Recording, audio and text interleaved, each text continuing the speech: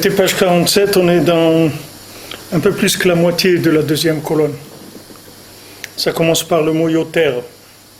C'est vers un petit peu plus que la moitié.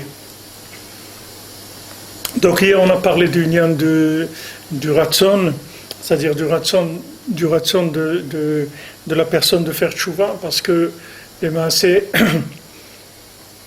on est dans un monde où Hachem il sait très bien notre difficulté à lutter contre les désirs et les plaisirs de ce monde. Et ce que Hachem nous demande, c'est la tchouva. C'est pas ce qu'Hachem il attend de nous. C'est pas la résistance à la tentation tellement. C'est la tchouva qu'Akadosh Baruch Hu il attend de nous. C'est ça le but de la bria, c'est de faire tchouva. Parce que la tchouva, c'est une véritable utilisation du choix de la personne. C'est-à-dire la personne a la capacité de choisir entre le bien et le mal, et elle le fait quand elle fait tchouva. Rakata ikar talui bitchouva shel adam. Donc maintenant, tout dépend de la tchouva de l'homme. Ki be'echach sheyeh al kol panim ezei tarerut ba'alma sheprineta eta deltata. C'est-à-dire qu'il faut au moins qu'il y ait un éveil d'en bas, que la personne elle ait un vouloir quelconque de vouloir s'améliorer. C'est pour ça qu'il n'y a rien qui peut résister à la tchouva. Et jusqu'au jour de la mort, au dernier jour, à la dernière seconde de sa vie, quelqu'un peut faire tchouva.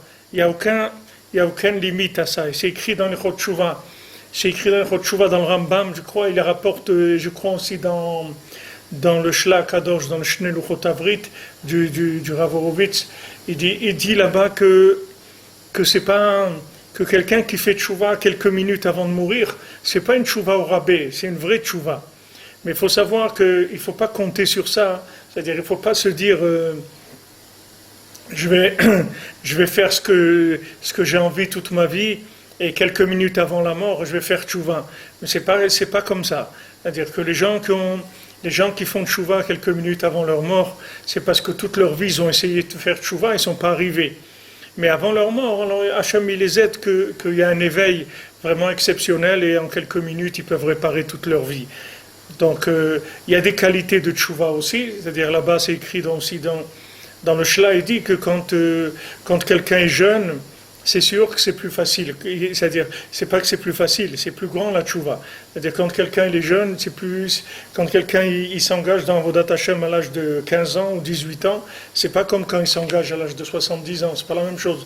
C'est-à-dire que quelqu'un de 15 ans ou 18 ans, il est en plein bouillonnement du sang et du vouloir de ce monde, etc. Il arrive à faire tchouva, c'est un niveau plus grand. Rabbeinu dit dans Sefer Hamidot que plus on fait tchouva jeune, et plus ça a de la valeur, parce que la personne elle fait des efforts plus grands.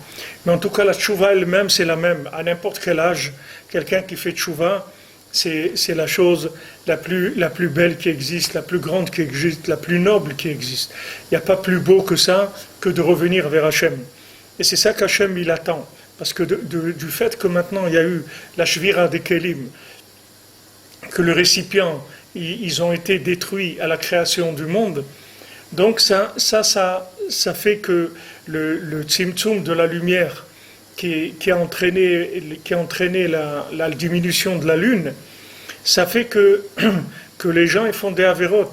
Mais c'est écrit dans Rosh Chodesh que Akadosh Baruch Hu lui-même il fait tchouva à Rosh Chodesh, et il dit Evilo alay kapara, il dit amenez pour moi une offrande d'expiation atit elvana, parce que j'ai diminué la lune. Donc maintenant on se trouve dans un monde où l'évidence du bien est cachée, est diminuée, et d'un autre côté, il y a une propagation à outrance des ta'avot et des plaisirs et des désirs. Donc c'est pas Hachem ce qu'il attend, c'est pas qu'on soit des surhommes et qu'on arrive à lutter contre tout ça. Hachem, ce qu'il attend de nous, c'est surtout qu'on revienne, c'est tout. C'est-à-dire, c'est le retour qui est intéressant. C'est pas le fait que maintenant quelqu'un il résiste à la ta'ava, il résiste à ce monde, c'est bien. Mais quelqu'un qui revient, c'est beaucoup plus grand que ça. C'est-à-dire que la chose réparée, elle est plus grande que la chose qui n'a pas été cassée. Ça, c'est pas quelque chose qu'on peut tellement comprendre dans la matière, mais dans le spirituel, c'est comme ça. C'est-à-dire que le monde, c'est écrit béférouche, ça c'est écrit plus clairement.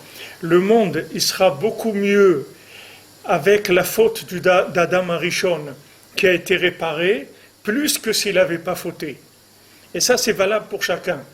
C'est-à-dire que maintenant, pourquoi Hachem ne laisse pas quelqu'un trop fauter? Parce qu'il a peur qu'il ne revienne pas, c'est tout. Il a peur qu'il ne puisse pas revenir. Quand je vous ai dit cette dame, la pauvre, qui s'est suicidée là il y a quelques jours, et elle est sortie du judaïsme, tout ça, elle a cru qu'elle allait découvrir, comme on dit, le paradis sur terre. Et quand elle a vu que c'était un sac de crabes, alors elle s'est retrouvée coincée entre les deux, et la seule solution qu'elle a vue, c'est de se suicider.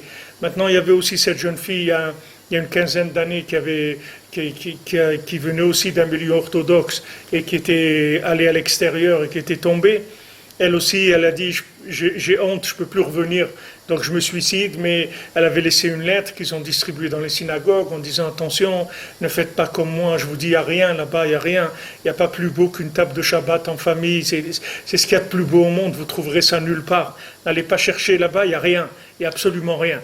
Donc, ce que Hachem il attend, c'est pas tellement que la personne elle faute pas, parce que ce que Hachem il a besoin surtout, c'est que des gens y reviennent.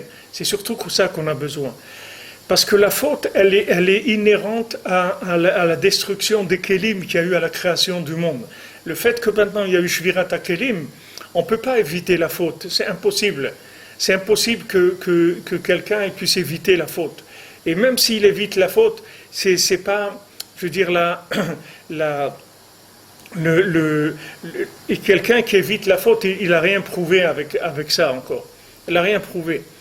Rabbeinu dit, quelqu'un qui est généreux de nature, il n'a rien prouvé quand il donne la tzedaka. Rabbeinu dit que et aorvim tziviti lekalkelecha, Akadosh Baruch Hu, il a dit à Eliyahu Hanavi, quand il était loin, il était seul et il n'avait pas de quoi manger. Alors Hachem il lui a envoyé des corbeaux pour lui amener du manger. Ces corbeaux, ils prenaient de la nourriture de certains endroits et ils amenaient à Eliyahu là où il était. Alors, pourquoi Hachem il a pris le corbeau? Parce que c'est connu que le corbeau il est très cruel. C'est un animal très cruel, je crois que même il mange ses petits. Il est très très cruel. Donc Akadosh Baruch Hu, il a choisi le corbeau pour lui amener à manger. Et Rabbeinu il dit là-bas que le hikar de la tzedaka, c'est de casser le fait qu'on n'a pas envie de donner. C'est ça le hikar de la tzedaka. Le hikar de la tzedaka, c'est quelqu'un qui est généreux, qui dit bon, les prenez, les amis, tout, c'est pas grave. Ça me fait plaisir, etc. Ça, c'est pas une shlemut. Parce que le monde, il est passé par une cassure. Ça, il faut le savoir. C'est-à-dire que le monde, il n'est pas entier. Le monde, il est passé par une cassure. Donc maintenant, du fait que maintenant, la base même de ce monde-là, c'est une rupture de récipient, donc tout le monde, la vie de chacun, ça va être des ruptures en permanence. C'est comme ça qu'on vit, on ne peut pas faire autrement. Il y a des ruptures dans le travail, il y a des ruptures dans les rapports familiaux, il y a des ruptures dans tout. Dans la santé, dans le jour, dans la nuit, dans le haut, dans les bas, il y a toujours des ruptures. Ces ruptures-là, elles sont inhérentes à la création du monde, elles sont inhérentes à la diminution de la lune. Le fait que Hachem il a diminué l'évidence de la lune, il a diminué l'évidence du bien dans le monde. Donc que des gens y fautent, c'est pas tellement ça qui est grave. Ce qui est grave, c'est de ne pas revenir. Alors maintenant, si Hachem il était sûr que quelqu'un va revenir, il enverrait fauter au bout du monde. Mais comme à un moment, la personne elle se décourage et elle ne veut plus revenir parce qu'elle a l'impression, et c'est rien qu'une impression, parce que Béhémet, Hachem il aime autant quelqu'un qui a fauté que quelqu'un qui n'a pas fauté, ça ne change rien du tout pour lui. C'est quelque chose de technique qui est inhérent à la création du monde. Donc il n'y a pas à s'affoler là-dedans et à paniquer. Il y a juste à chercher le chemin du retour. Parce que ça, de revenir, ça c'est que l'homme qui peut faire ça. Il n'y a que l'homme qui peut faire ça, et il n'y a que lui qui peut, et c'est que comme ça qu'il va révéler l'honneur d'Hachem. Il n'y a pas une autre façon de révéler l'honneur d'Hachem. Tu veux révéler l'honneur d'Hachem, il faut que tu reviennes, c'est tout. Il faut que tu reviennes. C'est-à-dire que de la même manière qu'il y a un jour et une nuit, il y a des fautes et il y a de la tchouva. C'est pour ça qu'il n'y a rien qui peut résister à la tchouva. Parce que la tchouva, c'est la chose la plus merveilleuse qui existe dans le monde, que quelqu'un il revient. Il revient, c'est-à-dire il revient vers le bien. Il n'y a pas plus beau que ça. Pas plus beau que quelqu'un qui décide de revenir vers Hachem. De là où il s'est perdu, il revient. Ce chemin-là, il y a rien au monde qui peut faire ça. C'est-à-dire Hachem il ne peut pas créer ça. Hachem il ne peut pas créer le chemin du retour pour la personne. C'est-à-dire que Hachem il ne peut pas revenir à ta place. Hachem il peut tout faire. Mais revenir à ta place, il ne peut pas. Il peut t'aider à revenir, mais il ne va pas revenir à ta place. Parce que quand tu reviens, ça veut dire que tu lâches quelque chose pour aller vers autre chose. C'est-à-dire tu lâches le mensonge pour aller vers la vérité. Tu lâches tout pour aller vers Hachem. Tu lâches tout pour aller vers Hachem. C'est pour ça que Hachem, il aime les guérim. Hachem, il aime les gens convertis. Hachem, il nous a donné dans la Torah la mitzvah ve'ahavtem et tager. Tu aimeras l'étranger. Tu aimeras celui qui revient. Tu aimeras celui qui revient. C'est une avéra minatora de mettre de la pression sur un converti ou un Baal Tshuva, de l'embêter, de lui mettre de la pression, de lui faire. Il faut l'aider. Pourquoi? Parce que lui, il revient. Et quelqu'un qui revient, c'est la chose la plus merveilleuse qui est au monde. Il n'y a pas plus beau que ça. C'est pour ça que même, comme on en a parlé cette semaine, et Rabbeinu dit dans le côté Moran, que le Inyan du voyage chez le tzaddik, c'est quelque chose d'extraordinaire. C'est-à-dire le fait qu'on voyage, qu'on vient chez le Rebbe, que quelqu'un il part de là où il part, il vient de Paris, un de Lyon, un de Jérusalem, un de Toronto, de Montréal, là où il vient, il n'y a pas plus beau, que ça. Parce que c'est la même chose. Quand vous quittez un endroit pour venir vers un endroit qui est une source d'émanation de la lumière divine, chaque pas que vous faites, c'est un choix. C'est-à-dire que maintenant, ce pas, il aurait pu être pour aller à Miami ou pour aller à Las Vegas. Maintenant, ce pas, vous le faites pour aller vivre en Eretz Israël. Vous faites pour aller au Kotel. Vous faites pour aller au Beth Midrash. Vous faites pour aller chez le Tzaddik. Ces pas-là, c'est quelque chose qui fait tourner le monde entier c'est une optimisation, si vous voulez, du monde. Chaque pas que vous faites pour aller vers le bien, ce pas-là, c'est une optimisation de toute la création du monde. Et ça, il n'y a pas plus beau que ça. Il n'y a pas plus beau que ça. Pourquoi c'est écrit dans la halakha que si maintenant on a deux synagogues on a le choix entre deux synagogues, on doit aller dans celle qui est la plus loin. Bien sûr, ces deux synagogues correspondent à notre façon de prier, etc. Mais si on a deux synagogues qui sont identiques au point de vue prière pour nous, il y a une mitzvah d'aller dans la plus loin. Pourquoi? Parce que plus maintenant la distance entre l'endroit où je me trouve et l'endroit où je vais est grande, et plus l'honneur d'Hachem il se révèle. Vous voyez, quand le Shochet, il a fait la chaise pour Rabbeinu. Il a fait cette belle chaise pour Rabbeinu. Quand il l'a amené à Rabbeinu, Rabbeinu lui a pas dit, il a dû lui dire, Mistama, qu'elle était belle et tout, mais Rabbeinu lui a dit, combien de temps tu as mis à faire la chaise? Il a dit pendant une heure ou une demi-heure, pendant 6 mois ou pendant 1 an. Alors Rabbeinu lui a dit, alors tu as pensé à moi pendant une demi-heure, pendant 6 mois, tous les jours tu as pensé à moi. C'est ça qu'il était mitpaël, Rabbeinu. Quand Rav Shmuel Laïzik et Reb Yudel, qui étaient parmi les plus grands élèves de Rabbeinu, qui étaient des grands tzadikim, ils sont venus habiter de la ville de Dachau où ils habitaient, ils sont rapprochés de Rabbeinu, ils sont venus habiter à Breslev. Ils ont dit un maître comme ça, on ne peut pas vivre loin de lui.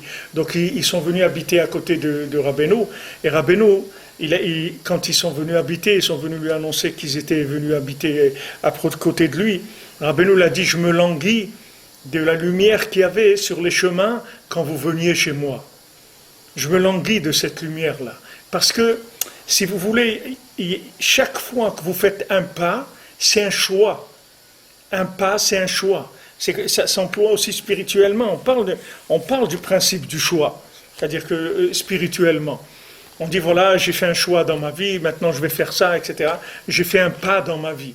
Je fais un pas. Qu'est-ce que ça veut dire je fais un pas dans ma vie? Ça veut dire que voilà, maintenant j'ai avancé, j'ai décidé de manger kasher, ou j'ai décidé de mettre mes tefilines, ou j'ai décidé de mettre Rabbeinu Tam, ou d'habiter en Eretz Israël. Je fais un pas. Il y a des grands pas, il y a des petits pas, mais c'est des pas. C'est-à-dire que chaque fois que vous marchez, les maasés vers quelque chose de bien, vous révélez l'honneur d'Hachem. Chaque fois que vous marchez. Et ça, il n'y a personne qui peut le faire que celui qui est loin. Si vous n'êtes pas loin, comment vous allez marcher? Quoi vous êtes marché? Vous êtes dedans, vous allez marcher, il n'y a pas à marcher. Donc maintenant, plus vous êtes loin, et plus vous revenez, et plus l'honneur d'Hachem il se grandit. Donc maintenant, quand quelqu'un il a fauté, il ne faut pas regarder la faute. La faute, c'est pas tellement important, parce que on n'a pas l'intention, comme je vous ai dit, de détruire le monde quand on faute. On faute parce qu'on se trouve dans des situations où on n'arrive pas à résister. On a vu une bonne glace, on l'a mangée, on se laisse tenter. Mais c'est pas on veut pas se battre contre Hachem, on veut pas aller contre la royauté d'Hachem. C'est pas ça, on n'arrive pas à résister. Ok, on s'est fait avoir. Mais maintenant de revenir, ça c'est quelque chose d'extraordinaire. Ça, il n'y a personne qui peut faire ça. Le retour, il est extraordinaire. Et plus je viens de loin, et plus l'honneur d'Hachem il se grandit. Comme je vous ai dit, voilà, Yitro, il est venu de très loin, et l'honneur d'Hachem il s'est élevé comme jamais il s'est élevé. Donc c'est pour ça qu'il n'y a rien qui résiste à la tchouva. Rien ne peut résister à la tchouva. Au contraire, le monde il a été créé pour la tchouva. Et combien quelqu'un il doit être heureux qui s'est converti au judaïsme ou qu'il est revenu vers Hachem. Combien il doit être heureux de ça? Parce que cet honneur qu'il amène à Hachem, il n'y a personne qui peut le faire à sa place. De quelqu'un qui vient de là où il vient, il a été élevé dans le catholicisme ou dans le bouddhisme ou dans n'importe quoi, il laisse tout ça pour venir vers Hachem. Hachem, il a un honneur extraordinaire. Il dit, regardez cette personne-là, elle a laissé ça et ça pour moi. Elle a laissé ça pour venir vers moi. Donc ce chemin-là, il n'y a personne qui peut le faire. Il n'y a que cet individu-là qui peut le faire. Et Ashrei Chelko, heureux celui qui revient. Heureux celui qui se met sur la route du retour. Même si maintenant il fait des petits pas, mais Baruch Hashem, il est sur le chemin du retour. C'est ça le principal. Il ne faut pas regarder combien il a grandi, combien il a appris de la Torah, combien il a fait. Le Ikar, c'est qu'il revient. C'est ça le Ikar. Comme Rabbeinu dit, le Ikar pour quelqu'un qui donne la tzedaka, c'est que de voir combien il fait un effort pour Hachem pour donner la tzedaka. Donc la tzedaka, elle commence à être valable quand elle nous fait mal. C'est-à-dire que quand c'est dur, quand je donne 1 euro, bon ça va, je sens rien. 5 euros, ça commence un petit peu. Quand c'est du papier, ça fait un peu plus mal que les pièces déjà. Ça commence à faire un petit peu plus mal. Et quand c'est des grands papiers, alors ça fait plus mal. Alors quand quelqu'un il donne 1000 euros, 2000, 5000, wow, c'est dur. Il dit, wow, j'ai donné 2000 euros, j'aurais pu aller en vacances, la truc et tout. Voilà, j'ai donné pour Hachem, j'ai donné pour la Torah, j'ai donné pour le tzaddik. Ça, c'est des choses qui sont extraordinaires. C'est-à-dire que c'est mamash, la personne, quand elle donne la tzedaka comme ça, il n'y a pas une plus grande mitzvah parce que mamash, elle dédaigne complètement ce monde. Elle a un pouvoir d'achat maintenant de se donner du plaisir, de se donner de l'honneur, de se donner ce qu'elle veut. Elle prend ça, elle dit Hachem, voilà, ça c'est pour toi. Ça c'est pour toi. Alors vraiment, il prend tout ce qu'il y a dans le monde et il inclut dans Hachem. Il inclut dans Hachem, c'est pour ça que c'est une très grande mitzvah. Alors maintenant, le inyan de la tchouva, c'est la même chose. Il n'y a pas une plus grande tzedaka que de faire tchouva. Il n'y a pas une plus grande tzedaka que de faire, comme c'est écrit pour Abraham Avinu, que Akadosh Baruch Hu, c'est écrit que Vayamin Bachem, que Abraham Avinu a eu la émouna dans Hachem, Vetarchevehu le tzedaka, et Hachem, il a considéré cette émouna comme de la tzedaka. Il n'y a pas une plus grande tzedaka que donner sa vie pour Hachem. Il n'y a pas plus beau que ça. Il n'y a pas plus beau que ça. Qu'est-ce qu'il y a de plus beau au monde que ça? Que quelqu'un il a donné sa vie pour Hachem. Qu'est-ce que tu veux de plus? Quelqu'un il dit j'ai donné 1000 euros. Je dis moi j'ai donné ma vie pour Hachem. Moi j'ai donné ma vie pour Hachem. Comme Rabbeinu dit, il rapporte dans Sichot Haran, Rabbeinu dit Kilecha horagnu kolayom. Kilecha horagnu kolayom. Parce que pour toi, on est tué toute la journée. On se fait tuer toute la journée pour toi. C'est-à-dire pour toi, on te donne notre vie. C'est ça qu'on se fait tuer. C'est-à-dire on te donne notre vie. Voilà, c'est l'été, les gens ils vont au bord de la mer, ou dans la mer, ou au fond de la mer, ou sur la mer. Mais les gens ils vont, comme on dit, s'éclater dans le monde et tout. Et quelqu'un il est là et dit regarde Hachem, moi je te donne ma vie. Moi je reste avec toi, je reste dans la halakha, je reste dans des endroits qui sont protégés, des endroits corrects où je ne vais pas voir des choses pas bien, je ne vais pas entendre des choses pas bien, je ne vais pas manger des choses pas bien. Tout ça, c'est pour toi que je le fais.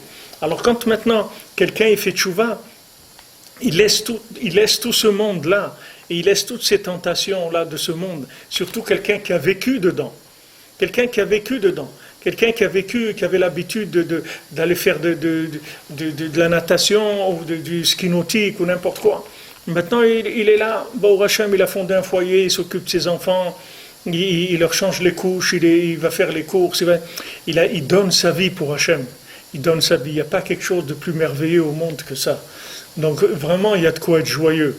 Le Yitzhara, il veut nous faire croire qu'on ne fait rien, qu'on n'est pas assez bien, qu'on n'est pas assez pointilleux dans ce qu'on fait, assez zélé, etc. Pas regarder ça. Le fait que maintenant on est sur le chemin du retour, c'est ça la chose la plus merveilleuse qu'il y a au monde. Et il faut remercier Hachem qui nous a donné le mérite de faire ça. Donc c'est ce qu'il dit ici Rabbeinu, Rabbi Nathan, il dit qu'il n'y a pas plus grand que ça, que de faire tchouva. Donc il n'y a rien qui peut résister à la tchouva, c'est-à-dire la tchouva, c'est la chose la plus merveilleuse qui existe. Quelqu'un qui se met sur le chemin du retour, tout s'ouvre pour lui, tout est ouvert pour lui. Uniquement parce qu'il s'est mis sur le chemin du retour. Comme on dit, il va ramener les valeurs à leur place, il va ramener les éléments à leur place.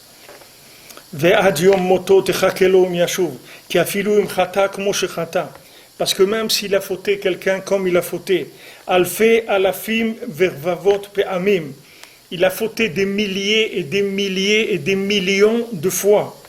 Im kolze bechol pam shemitvoer bezi torerut lashuv el Hashem. Avec tout ça, chaque fois qu'il s'éveille un petit peu pour se rapprocher d'Hachem, en shum itorerut ne'evad. Il n'y a aucun éveil qui est en vain. Même si quelqu'un il a fauté des millions de fois, chaque fois que maintenant il a résisté un petit peu pour Hachem, il a dit regarde Hachem, je te donne. C'est vrai que j'ai fauté 10 000 fois, mais voilà, sur ces 10 000, je vais te donner une fois, je ne vais pas fauter. Ça aussi, c'est extraordinaire. Comme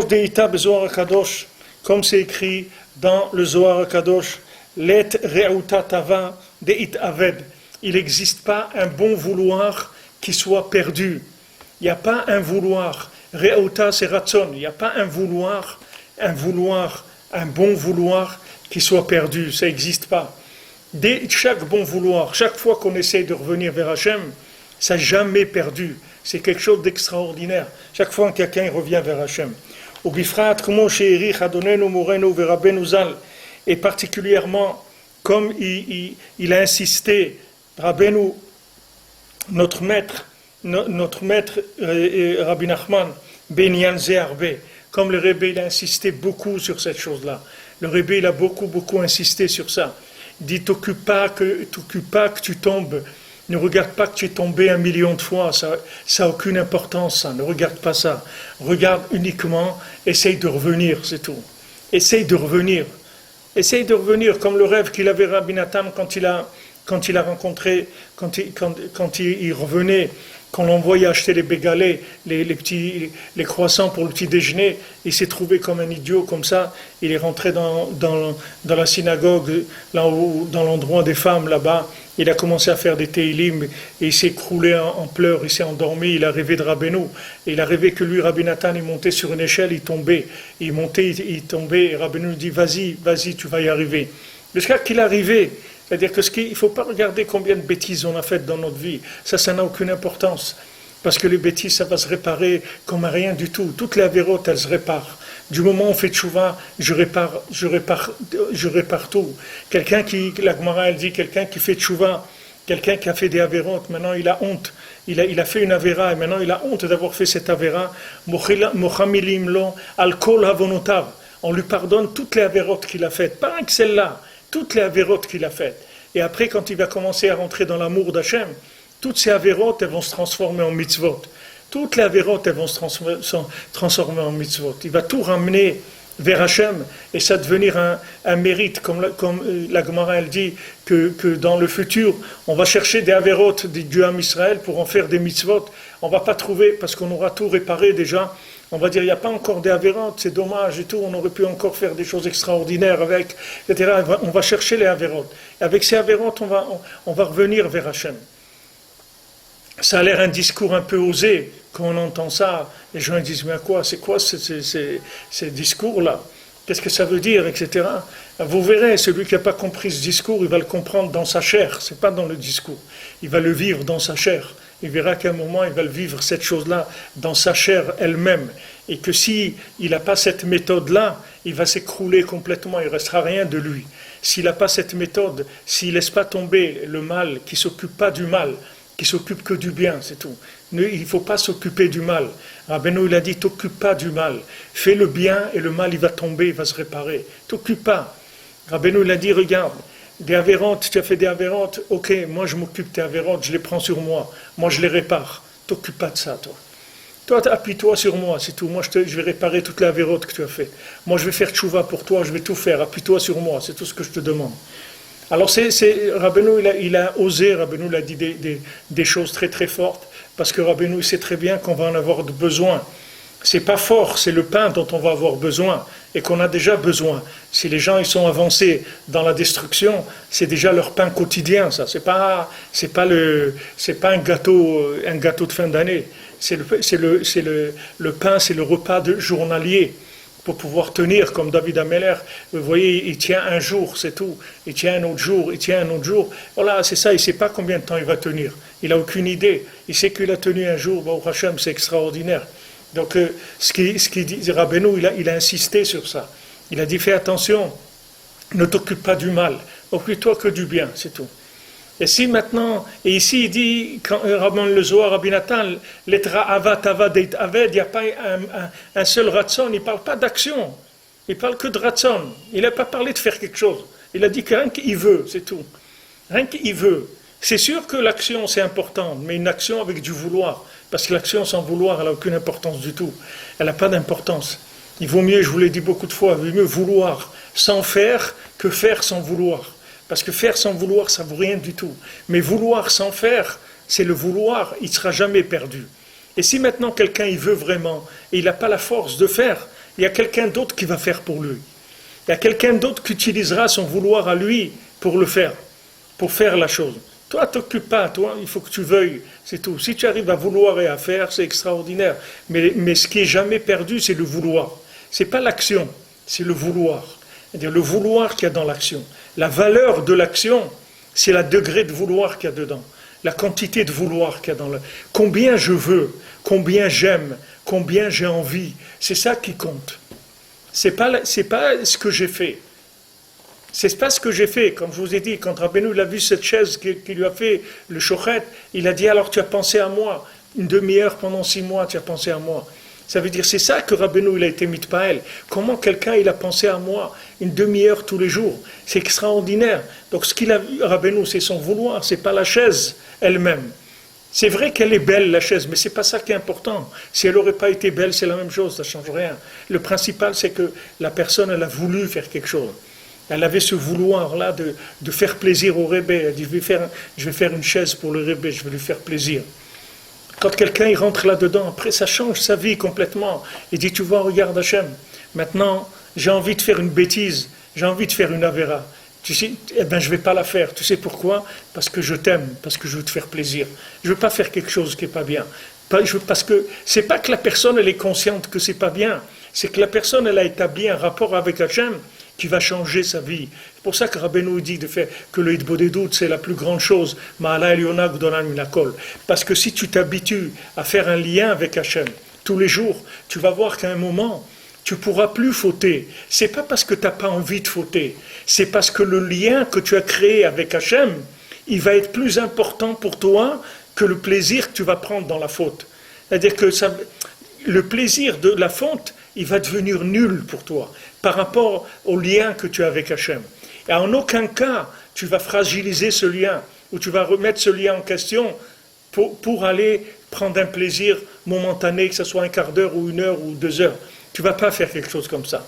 Tu vas chercher quel est le vouloir d'Hachem et tu vas t'essayer de t'en approcher au maximum. Ce n'est pas parce que tu as compris que c'est bien, c'est parce que tu ne veux pas gâcher ton rapport avec Hachem. C'est tout. Parce que l'Aïdbodedut, elle t'a amené un tel lien avec Hachem que tu vois tellement d'ashgacha pratit, tu vois tellement de choses dans ta vie qui sont qui sont de l'ashgacha pratit, de la providence. Je dis, je vais pas laisser ce lien-là, je vais pas laisser ce rapport, je vais pas laisser cette intimité avec Hachem pour aller faire des bêtises. C'est pas pour ça qu'une fois que quelqu'un fait hitbodedut tous les jours, il s'habitue à parler avec Hachem tous les jours, il y a un lien, il y a une confiance qui s'établit, il y a un souffle divin qui passe jusqu'à que la personne après, elle dit voilà, eh ben, tu vois Hachem, cette avéra, j'ai envie de la faire. Je ne peux pas te dire que je n'ai pas envie, mais je ne vais pas la faire. Pourquoi? Parce que je t'aime. Je t'aime parce qu'on a établi des rapports entre nous qui sont des rapports de confiance, des rapports d'intimité, des rapports d'amour. Et ça, pour rien au monde, je vais abîmer ça. Jamais j'abîmerai ça. Donc ça, c'est quelque chose d'extraordinaire. C'est-à-dire que quand quelqu'un il arrive à ça, tout ça, c'est les merveilles du chemin de la tchouva. Comme on va basé. Et Rabbi Nathan, il dit combien on a parlé beaucoup de cette chose-là, de la tchouva. Voilà, regardez. Voilà, Rabbi Nathan, il est là, il est avec nous, il n'y a pas de problème. Rabbi Nathan, il dit parce que par la tchouva, les avérotes, elles deviennent des mérites. Elles deviennent des mitzvot, elles deviennent des mérites. Parce que la réparation, elle se fait par les kilkulim. Vous comprenez pourquoi maintenant? Ça a l'air quelque chose ça a l'air une vision de la tchouva qui est comme un martien qui est en train de parler de quoi tu parles. Mais d'après ce qu'on étudie, vous voyez que c'est pas shoot. C'est-à-dire que la destruction des récipients, c'était pour construire le monde. Les récipients, ils ont explosé parce qu'on a voulu construire le monde, parce qu'Hachem, il a voulu créer, comme il avait créé. Comme on dit, il n'y a pas d'omelette sans casser des œufs. Hachem, il a cassé le monde pour pouvoir le créer. Il l'a cassé. Il a détruit pour pouvoir construire. Il a détruit les récipients avec l'intention de construire. Et il a détruit 1 fois, et 2 fois, et 3 fois, et 4 fois, et 5 fois, et 6 fois. Et 7 fois, ça a marché, ça a commencé à tenir, le monde, il a commencé à exister. Et après, il y a Adam Arishon, il a fauté. Et après, il y a le Noach, et la génération du déluge, et après, la génération de la tour de Babel. Il y a tout ça, c'est que de la construction. Parce que c'est une approche de la lumière infinie vers les récipients, en sachant très bien que ça va exploser. Donc il dit ici il dit qu'il n'a assez tikkun al-yedei kilkulim, parce qu'il y a un tikkun qui se fait par les kilkulim, par les avérotes, il y a un tikkun qui se fait. S'il y avait pas ces avérotes là, ce tikkun il pourrait pas se faire. Comment il va se faire? Comment il va se faire? La Torah, c'est pas comme la matière. La Torah, ça ne marche pas comme ça. Une âme réparée, elle est plus belle qu'une âme qui n'a jamais été réparée, qui n'a jamais été cassée. Une situation réparée, elle est mieux qu'une situation qui n'a jamais été abîmée. Donc il n'y a pas plus beau que quelqu'un qui est abîmé et qui revient vers Hachem. C'est ce qu'il y a de plus beau au monde, ce qui est de plus magnifique. Parce que tout le fait qu'il a abîmé, qu'est-ce qu'il a fait? Il a amené la lumière dans des endroits pas bien. Il a amené dans des endroits impurs. Rahmat Tselan, qu'Hachem nous protège. Qu'est-ce que c'est le kilkul? C'est qu'il a été amené la lumière là où il a amené. Comme Rav Ram Nachman il dit dans Korveor, il dit un Baal Tshuva. Un Baal Tshuva, c'est l'essence même de Amalek. Un Baal Tshuva. Un Baal Tshuva, c'est du Amalek distillé. C'est ça un Baal Tshuva. Parce que sur qui il vit Amalek? Le Amalek, il vit sur la vérote des gens. Quelqu'un qui fait Tshuva, il revient. C'est quelqu'un qui a quitté le Amalek, il ne veut plus fournir Amalek. Il a dit, je ne te fournis plus, mon ami, c'est fini. À partir d'aujourd'hui, sache qu'on n'est plus des copains tous les deux. Il a annoncé à Amalek, il lui a annoncé la couleur, il lui a dit, à partir d'aujourd'hui, mon ami, je ne te donnerai plus rien. Lui qui était l'essence même de Amalek, que Amalek, il vivait sur lui. Il vivait sur lui, c'est-à-dire qu'il se nourrissait de son âme. Et maintenant, il quitte Amalek pour aller vers Hachem. Alors ça, c'est une réparation extraordinaire. Parce que lui, il a amené la lumière chez Amalek. Parce qu'Amalek, il vit que de ça, que de la lumière qu'il est arrivé à voler aux gens. Donc quand il est arrivé à vous tenter dans un domaine ou dans un autre, surtout quand vous prenez au sérieux, quand quelqu'un au moins il sait qu'il a fait des bêtises, il a fait des bêtises, comme Rabbeinu dit, quelqu'un il a mangé du porc, ok, mais que ça ne coule pas dans sa barbe. Mais quand quelqu'un il en fait en plus un honneur, une philosophie de ça, il vient, il se présente comme étant quelqu'un qui a réussi sa vie, il est arrivé à quelque chose. À quoi il est arrivé? À quoi il est arrivé? À réussir quoi? À faire réussir Amalek, c'est à ça qu'il est arrivé. Il a donné sa vie pour Amalek. C'est ça qu'il est arrivé. Quelle réussite c'est ça? C'est pas une réussite, c'est une destruction du monde. Donc bon Hachem, nous, on a quitté Amalek. Un matin, on s'est levé, on lui a dit, mon ami, c'est fini. Comme disait Rav Chaikin, quand on lui a amené quelqu'un, on lui a dit, il y a votre copain là de Radin, là, qui était avec vous à Radin, il est venu vous voir. Alors il a dit, c'est pas mon copain, hein, c'est pas mon copain, j'ai rien à voir avec lui. Lui c'est un bonhomme, il a fait de sa vie de ce qu'il a voulu. C'est pas mon copain. Je suis pas copain avec lui. Je suis pas copain avec Amalek. Je l'aime pas Amalek. Je l'aime vraiment pas.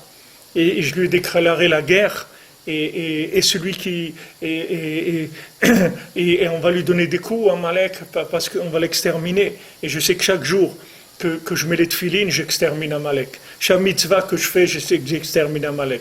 Chaque fois que j'ai envie de faire tchouva, j'extermine Amalek. C'est ça ma lutte. Donc maintenant j'ai amené la lumière. C'est vrai que j'ai fauté. J'ai amené la lumière dans des endroits qui n'étaient pas bien. Maintenant cette lumière, je vais la récupérer. Tous mes biens, je vais les récupérer. Je vais faire virer tout mon argent sur le compte d'Hachem. C'est fini. Tout ce qu'on m'a pris, je vais le ramener. Je reviens. Donc maintenant, quelqu'un, il a mis sa lumière chez Amalek. Maintenant, il s'éveille. Il a envie de faire tchouva. Il réveille, il rétablit tout. Il remet tout en place. Il va faire des choses extraordinaires. Comme le Mishkan, si on n'avait pas fait le veau d'or, le Mishkan, il n'aurait jamais existé. D'où il vient le Mishkan? Il vient parce qu'on a fait le veau d'or. Et comme ça, on a réparé, et Hachem nous a donné le Mishkan. Il dit, voilà, je vous donne le Mishkan pour que vous répariez la faute du veau d'or. Hachem, il ne nous a pas dit, attendez, Chas v'Shalom, je vais vous détruire et tout. Mon cher Rabbeinu, il était là, et sait très bien que quand Hachem, il a dit, laisse-moi, je vais leur faire ça et ça. Mon cher Rabbeinu, il sait très bien que c'est pas l'intention d'Hachem, c'est uniquement Hachem, il parle comme ça, pour calmer comment on appelle ça, tous les tribunaux, tous les anges accusateurs. Hachem, il parle comme ça, il fait les gros yeux, parce qu'il doit respecter le système. Mais Hachem, jamais il va nous laisser tomber entre ses mains. Jamais. Hachem, il donnera toutes les combines pour qu'on se sauve de toute la rigueur de ces accusateurs-là. Donc quand quelqu'un il a mis la lumière là où il a mise, il a été là où il a été à Katmandou, il a été, j'en sais rien, là où il a été, chacun il est tombé là où il est tombé. Maintenant quand il revient, il répare tout, il remet tout en place. Mais c'est pas comme avant, parce que maintenant, quand il revient avec son ratson. C'est pas la même chose que si quelqu'un il n'a pas fauté, vous comprenez? Quelqu'un qui a été bien éduqué et que par exemple il est calme, il a des bonnes midotes, il s'énerve jamais, il est calme, c'est tout. Mais lui, il n'a rien prouvé encore dans la création du monde. Quel vouloir il a mis dans la création du monde. Mais quelqu'un qui est nerveux et qui se retient, alors là, il a fait quelque chose. Après, il était comme ça, très, il avait beaucoup d'impulsions à l'intérieur, comme ça. Alors, des fois, dans les chiours, il y avait des gens qui faisaient des bêtises, ou disaient des bêtises. Alors, après, il disait, sa femme, elle s'appelait Frida. Alors, Frida, elle a dit, il ne faut pas que tu t'énerves. Frida, elle a dit, il ne faut pas que tu t'énerves. Frida, elle a dit, il ne faut pas que tu t'énerves. Il était comme ça, vous voyez comment il luttait contre ça, parce qu'il a dit, moi, si j'avais pas la Torah, j'aurais tué des gens. J'aurais tué des gens si j'avais pas la Torah. Il avait comme ça une énergie à l'intérieur incroyable, quelque chose de très très fort. Donc quelqu'un qui se bat contre ces choses-là. Alors vous voyez, il est en train de faire quelque chose. Il est en train de faire quelque chose pour Hachem. Il est en train de révéler le nom d'Hachem. Mais quelqu'un qui n'a pas des nerfs, qu'est-ce qu'il a révélé? Ça, il ne pourra jamais le faire. Cette construction pour Hachem, de ne pas s'énerver, il ne pourra jamais la faire, parce que de toute façon, il n'a aucune tentation de s'énerver. Ça ne lui dit rien du tout. Alors si ça ne lui dit rien, il n'a rien fait. Quelqu'un qui n'aime pas fumer, qui n'aime pas les cigarettes, il ne peut pas dire, voilà, moi au Hachem, je ne fume pas et j'ai fait plaisir à Hachem. Il n'aime pas fumer, alors il n'a rien fait du tout, qu'est-ce qu'il a fait? Mais celui qui aime fumer, qui a commencé à fumer 2-3 paquets par jour, il s'arrête, il dit, parce que Hachem, je sais qu'il n'aime pas ça. Je sais que Rabbi Nachman, il a dit qu'il ne faut pas fumer, c'est pas bien. Alors, je le fais pour Hachem. Alors, cette lutte-là, il n'y a personne qui peut la faire pour lui. Donc le retour, ce chemin du retour, il y a quelques personnes qui peuvent le prendre à sa place. Il n'y a que lui qui peut le faire. Et là, ça devient quelque chose d'extraordinaire. Donc vous voyez, ça fait des nouveaux récipients qui n'existaient pas avant. Vous voyez ce qu'il explique, c'est quelque chose d'extraordinaire. C'est-à-dire que maintenant, le fait qu'on a fauté, c'est pour faire des nouveaux récipients. Ces récipients, ils n'existaient pas avant. Puisque maintenant, s'il n'y a pas eu de faute, il n'y a pas eu d'explosion du monde. Donc, quelle construction il va y avoir? Il n'y a pas de récipient, puisqu'il n'y a pas de vouloir. On n'a rien prouvé. Comme je vous dis, quelqu'un qui ne veut pas fumer, qui n'aime pas fumer, il n'a rien prouvé en ne fumant pas. Il n'a rien prouvé du tout. Parce qu'il n'aime pas fumer. Ça ne lui dit rien. Ça ne lui dit rien du tout. Si ça ne lui dit rien, qu'est-ce que vous voulez qu'il fasse? Il va dire chaque jour, moi j'ai pas fumé, mais il n'a pas envie de fumer. Mais quelqu'un qui a envie de fumer et qui fume 2 paquets, il commence à enlever une cigarette ou 2, il est en train de se battre. Et un autre, il se moque de lui. Il dit, mais qu'est-ce que c'est de ne pas fumer 2 cigarettes? C'est rien du tout. Tu fumes 2 paquets, tu as enlevé 2 cigarettes, c'est rien. Mais lui, il sait très bien qu'est-ce que c'est d'enlever 2 cigarettes pour lui, l'effort que ça représente. C'est ça qu'Hachem il veut. C'est cet effort-là. Ça c'est des récipients. Ça, c'est la construction du monde. Ça, c'est le maintien du monde. Ça, c'est la révélation du pouvoir d'Hachem. Ça, c'est la royauté d'Hachem dans le monde. Il n'y a personne qui peut faire ça à votre place. Ce que vous pouvez faire, personne ne peut le faire à votre place. Comme il dit le mendiant là-bas, tout ce que vous ne pouvez pas faire, moi, je peux le faire. Mais ce que vous pouvez faire, je ne peux pas le faire à votre place. C'est chacun doit faire ce qu'il peut faire. Et ce qu'il peut faire, c'est ces récipients qu'il fabrique. Ces récipients qui fait avec le fait que maintenant il veut revenir, il veut faire plaisir à Hachem, il veut s'inclure dans Hachem. Ça, ce vouloir-là, il n'y a personne qui peut le faire à sa place. Et il n'y a que quelqu'un qui est abîmé qui peut faire ça. Celui qui n'a pas abîmé, il ne pourra jamais le faire dans sa vie. Il va travailler dans d'autres choses, mais pas dans ça. Celui pour qu'il rentre dans la résistance, pour qu'il prenne le maquis, il faut qu'il y ait une guerre. Sinon, quelle résistance il y a? Il y a la résistance de rien du tout. Aujourd'hui, quelqu'un il est dans la résistance. Il va à la Tour Eiffel, il est quoi? Il est dans la résistance. C'est quoi la résistance? La résistance, c'est par rapport à quelque chose qui est là, qui me fait mal. Je résiste pour Hachem. Je me bats pour Hachem. Je reviens pour Hachem. Et ça, il n'y a personne qui peut le faire.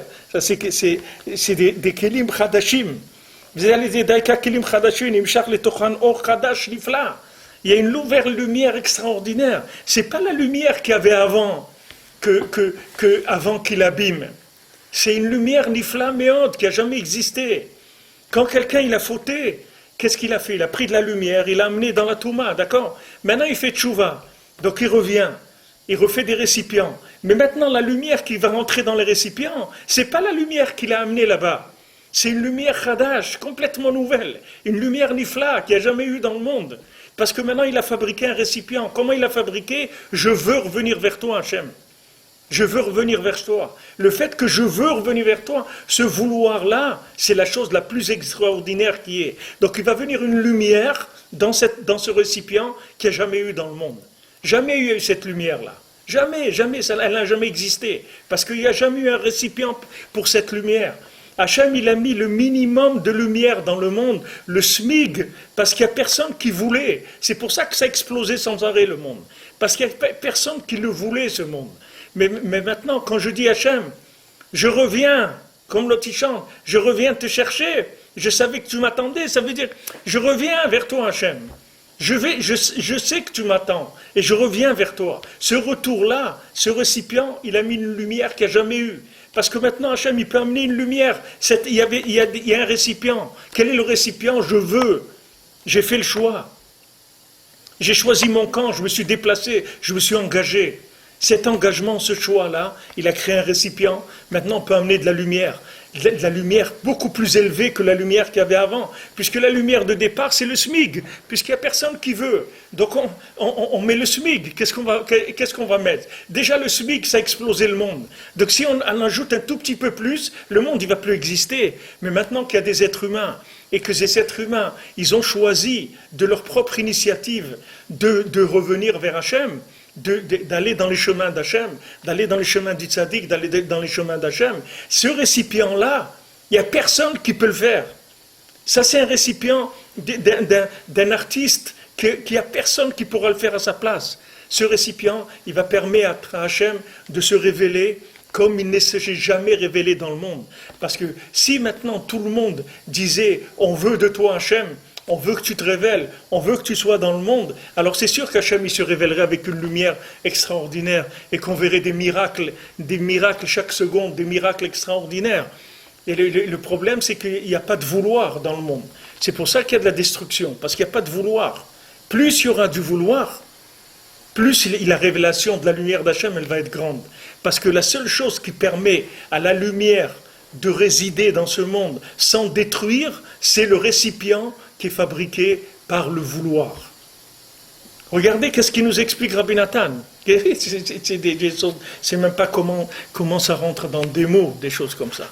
Comment on peut rentrer des notions comme ça dans des mots aussi simples. Donc il dit, daika, précisément par la tchouva, des récipients nouveaux. Nimshach letocham or chadash nifla. Il y a une lumière nouvelle, extraordinaire. Parce que maintenant, le fait qu'il a amené la lumière dans des endroits qui sont des endroits gas, c'est-à-dire des endroits qui sont gas, ça veut dire lourd, épais, grossier, des endroits grossiers. Il a amené la lumière dans de la grossièreté, dans de la lourdeur. Au lieu d'amener de la lumière dans des endroits qui sont beaux, qui sont nobles, qui sont dignes de la dignité. Il a amené la lumière dans des endroits dégoûtants, des endroits très très grossiers.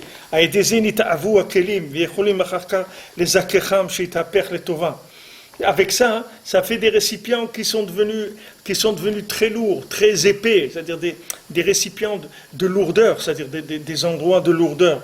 Et après, on peut les purifier, que tout se transforme en bien. Après, on peut transformer cette chose-là en bien.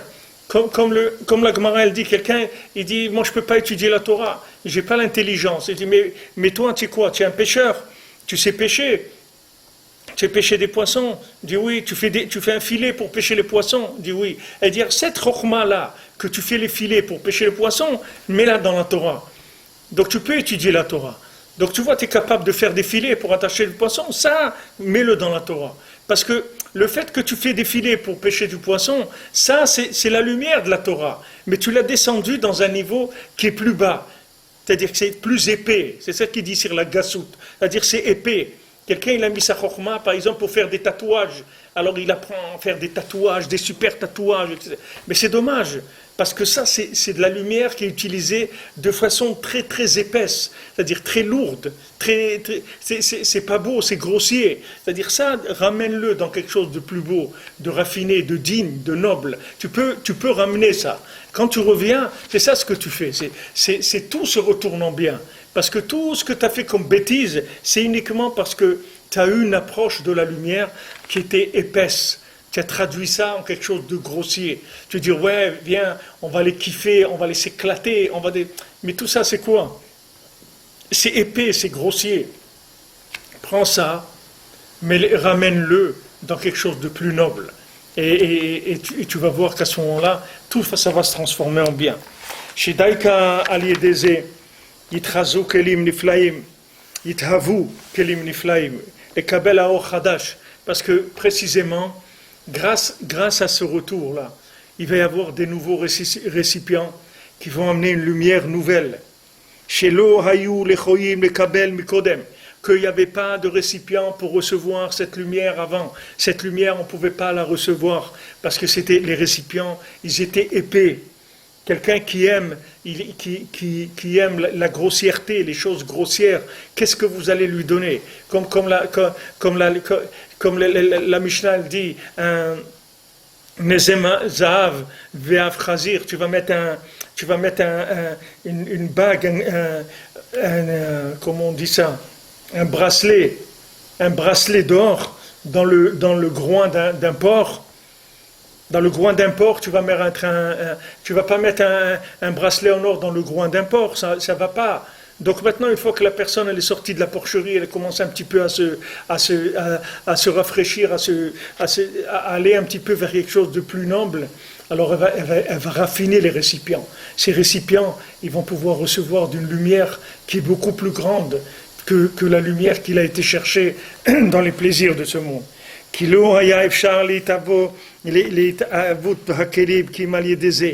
Parce que maintenant, c'était impossible que les récipients ils se fassent si ce n'était pas comme ça. C'est-à-dire l'approche, elle est toujours grossière au départ, après elle s'arrange. Donc tout ce qu'il y a dans le monde, c'est comme ça. Tout ce qui a été créé d'abord, les premières choses, ça a été pour les instincts de l'homme. Comme au début de la création du monde, la même chose après. Tout ce qui a existé, tout ce qui a été découvert, l'automobile, l'aviation, tout, ça a été utilisé au début que pour des plaisirs. Après, petit à petit, on les a utilisés pour l'utile. On a fait des camions de transport, de la nourriture, des choses. On a rendu les choses utiles. Et après, on va les raffiner de plus en plus pour l'utiliser pour Hachem. L'Internet, au début, ça servait que pour des bêtises et des choses dégoûtantes. C'est que ça qu'il y avait dans Internet. Petit à petit, c'est devenu un moyen de communication pour des choses plus nobles, plus grandes, etc. Et petit à petit, les autres choses, elles se mettent de côté. Les choses lourdes, les choses grossières, elles se mettent de côté pour laisser la place à la noblesse qui peut découler de ces choses-là. Donc il dit, individuellement, pour chacun, c'est la même chose, il dit ici. C'est ça qu'on doit descendre pour pouvoir remonter. On doit descendre parce que d'abord on doit aller dans le côté épais, grossier de la lumière. Et une fois qu'on a été là-bas, on revient. Et quand on revient, on va raffiner le récipient. Et la lumière, elle va venir de façon beaucoup plus élevée. Il va venir une lumière beaucoup plus grande et beaucoup plus élevée.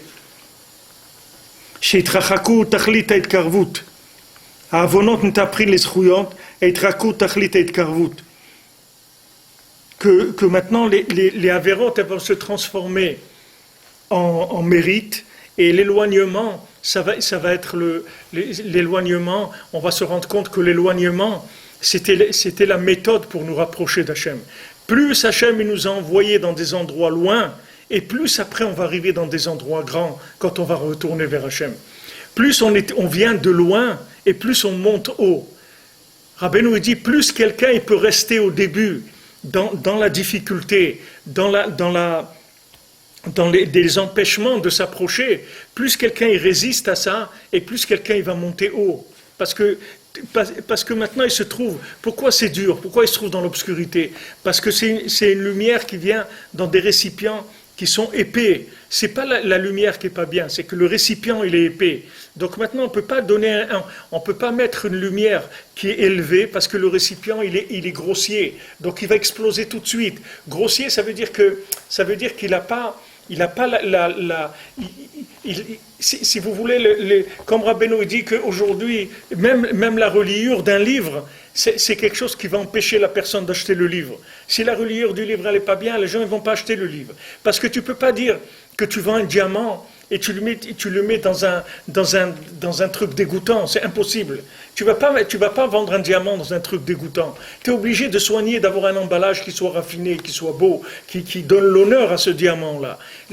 Quelqu'un, il se trouve là où il se trouve, il descend dans des endroits très bas. Ces endroits très bas, on ne peut pas lui mettre là-bas de la lumière qui a une grande valeur, elle ne peut pas descendre dans des endroits grossiers. Donc maintenant, quand il va revenir, quand il va réaliser de là où il se trouve, il va dire, attends, mais je fais quoi là? Je suis en train de faire quoi là-dedans? Alors il retourne, il commence à chercher la porte de sortie. Quand il va chercher la porte de sortie, il va recevoir une lumière comme il n'a jamais reçue. Comme il n'y a jamais eu dans le monde, cette lumière, elle n'a jamais existé. Donc plus maintenant, il va chercher à sortir de l'endroit grossier dans lequel il se trouve, et plus il va aller vers une lumière qui est élevée et qui va l'aider à se raffiner à lui aussi. Elle va venir dans des récipients qui sont nobles, des récipients qui peuvent recevoir une grande lumière. Hachem, il ne va pas venir dans un endroit qui est grossier. Hachem, il peut venir que dans des endroits qui sont propres. On n'a pas le droit, par exemple, des endroits sales. On n'a pas le droit de faire du schéma. On n'a pas le droit de faire de la Torah parce que l'endroit il est sale. On peut pas. C'est honteux de dire des choses de Gdusha dans un endroit qui est sale. Donc on n'a pas le droit. La Torah ne nous laisse pas. Tandis que si on va dans un endroit qui est noble, qui est une synagogue, un Beth Midrash, un endroit d'étude, un endroit, la tombe des tzadikim, des endroits qui sont nobles, là-bas c'est propice à une lumière extraordinaire, parce que l'endroit il est noble. Donc le récipient, il permet d'attirer de la lumière extraordinaire dans cet endroit-là.